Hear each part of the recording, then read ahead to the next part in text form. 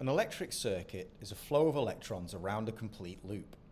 The electrons power components along that loop. Think of it as a group of race cars going around a racetrack. The circuit must contain a power supply that acts as the start and finish line. The circuit also requires components that use up power coming from the power supply. You can think of these components as a number of obstacles along the racetrack. The power supply can be a battery or household power socket. The components can be anything electrical, from a light bulb to a washing machine. The electricity that flows through a circuit is made up of electrons.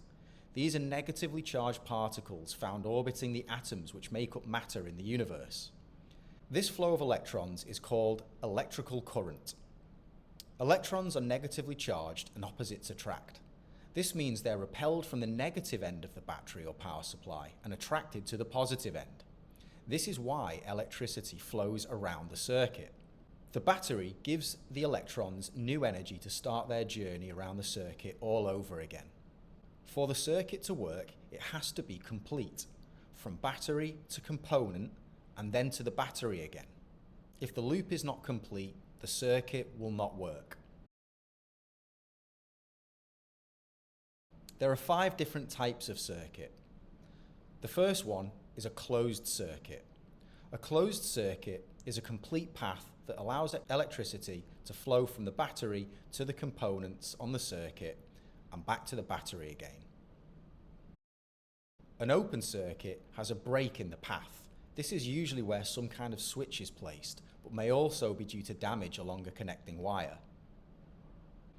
A short circuit is where both the positive and negative points on the battery or power supply are joined. This occurs when there are no components along the circuit or those components have been bypassed. This means that there's no electrical resistance along the circuit and the maximum electrical current is allowed to flow. This can generate a lot of heat and can cause a fire to start. Short circuits can be very dangerous. A series circuit has 2 or more components connected to each other in a row. These might be bulbs, LEDs, fans, or other components. If one of these components stops working, it will affect the other components in the series. Electricity will not flow and the circuit will not work.